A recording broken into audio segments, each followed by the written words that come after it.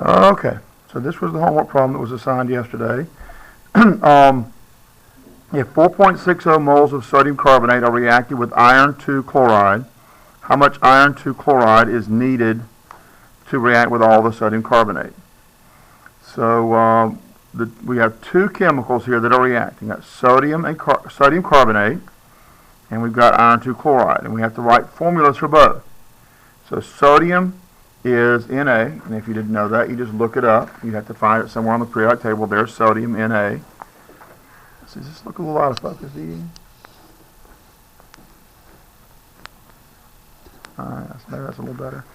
And then carbonate is not on the periodic table. It's on your common ions list. Anytime you have more than two elements in a formula, what I've taught you in this class to do is to look on your common ions list and see if you can find something that looks like it. So this CO3 looks a lot like this CO3 here. It looks exactly like this CO3 here. The only difference is the two negative charge. Somebody have a question? Okay. Carbonate, right. That's the carbonate. All right, so what we need is to balance then this formula. I'm going to slide down here kind of in the bottom to give me a little more room for some other things. So sodium has a 1+ charge. You'd find that on the periodic table with oxidation numbers. Right here. Everything in column 1 has a 1+ charge right there. And then carbonate, we just saw, or if you were looking closely, you know it's got a 2 negative charge. We need a compound then that's neutral. And so we need to figure out how many sodiums or carbonates we need to put together. This 1+ charge plus this 2 negative charge needs to be put together with coefficients.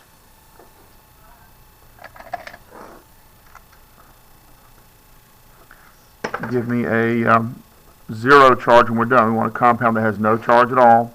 So we're going to need 2 of these and 1 of these. 2 sodiums. That'll give us Na2CO3. Okay?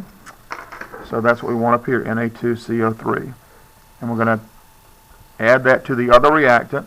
And we need iron 2 chloride. Iron's atomic symbol is Fe.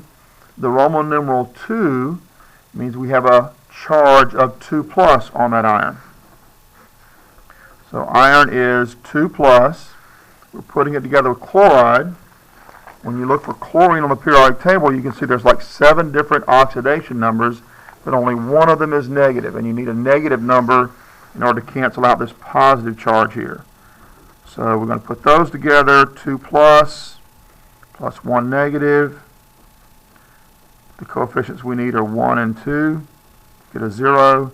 So this becomes FeCl2. And that's what we want here, FeCl2. And then we want to be able to predict the products. And the products then, for something like this, would be, this is a double replacement reaction. So one of the first things you have to do is classify the equation.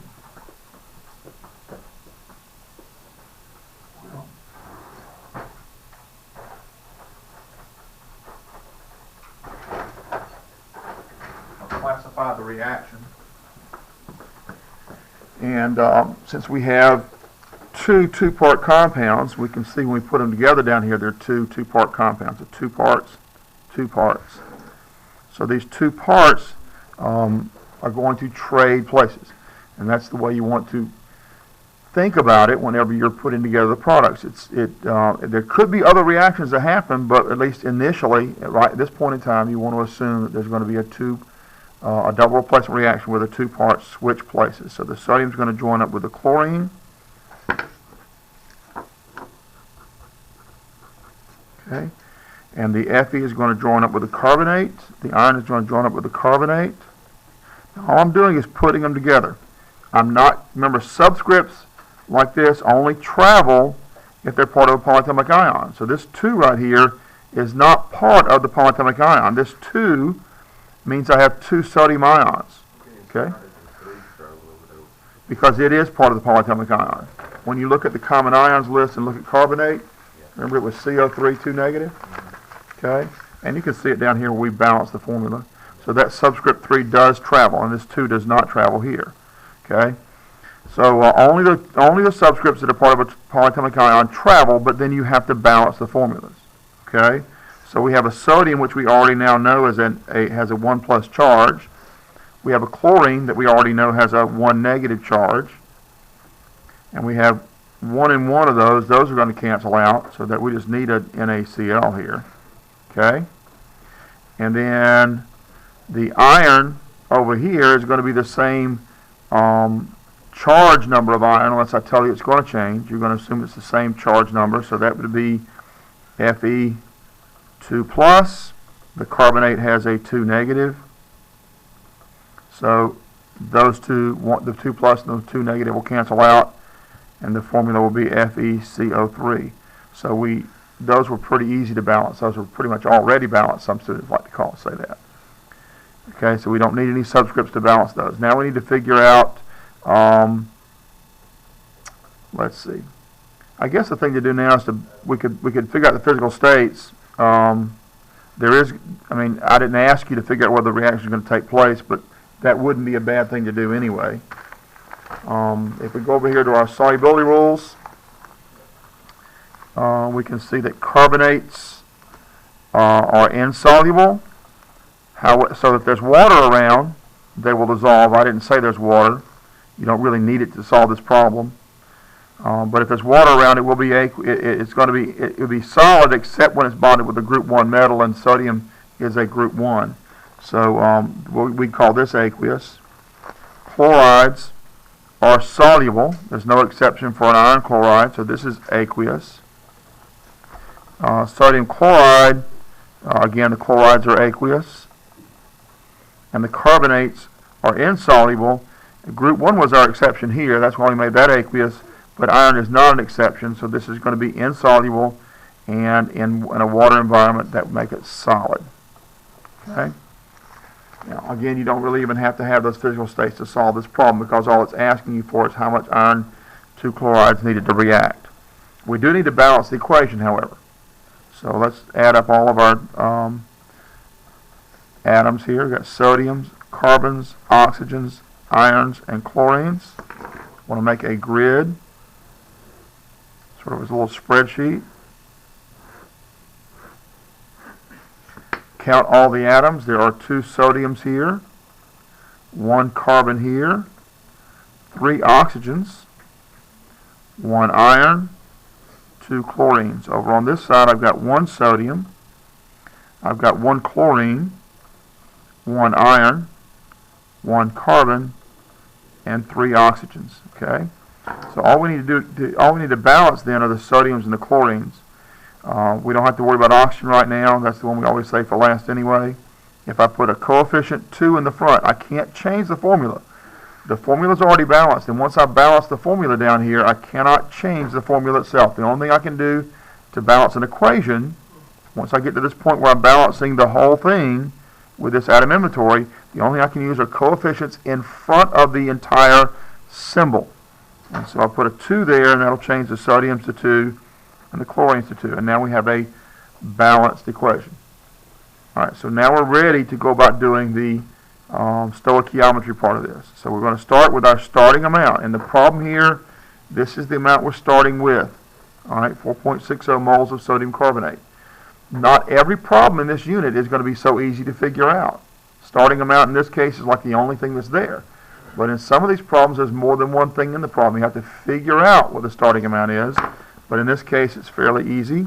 We're going to put 4.60 moles of sodium carbonate on over 1. And you only put it over the number 1. You don't put it over 1 grams. You don't put it over 1 moles. You don't put it over 1 milliliter. Just over the number 1. Then what we want to do is to build a conversion factor. Okay, a ratio to be able to convert from moles of sodium carbonate to moles of what we want. And what we want is the iron 2 chloride. Okay, so what we can do is we can take the coefficients in the equation. This is something I gave you in the notes yesterday. The coefficients in the equation can be used to indicate individual formula units or the number of moles. Okay, so there's a 1 here that can mean 1 formula unit of sodium carbonate, but it can also mean 1 mole of sodium carbonate and 1 mole of iron 2 chloride here. And so that's what we have. We have 1 and 1. So we're going to put 1 mole of sodium carbonate on the bottom here. What you want in your conversion factor here, your conversion ratio, conversion fraction, are the same units and species in the bottom as you find in the previous step on the top. Always put the same units and species on the bottom of the conversion, the fraction, that match the units and species in the previous step. Now sometimes it may be a little later in the problem where you do that, but that's what we're going to do right now. Is you want to always put on the bottom here what you want to cancel here. And then what we want on the top is the thing you're trying to get to. And so right now what we're trying to get to is iron 2 chloride. That formula is FeCl2. And there is 1 FeCl2. So we can call that 1 mole FeCl2. Alright, now like x's and y's, we went over this yesterday in class. Like x's and y's in algebra, if I have an x on the top and an x on the bottom, I can cancel those. Okay? I can cancel moles in the same way. And y's, if I have a y on the top, y on the bottom, I can cancel those. So this species can be canceled in the same way. And so what we've done then, this is called the dimensional analysis, where we cancel out units and species in order to find exactly what we're looking for. If I've set it up properly, then I should have the units and species that the problem is asking for, and that's what I have here. How much iron 2 chloride, moles measures the amount of a substance. So what we want to do is just the math. The math is fairly easy now because we're multiplying by 1, dividing by 1. So this is 4.60 moles of FeCl2.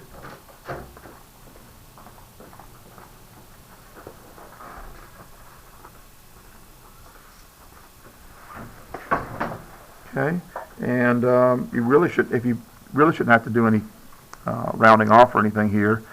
Make sure you have the right number of significant digits. Remember, the number of significant digits in your answer need to match the number of significant digits in the least precise measured or calculated number in the problem. And that's the rule whenever you're doing multiplication and division. Okay? Any questions about how we did this?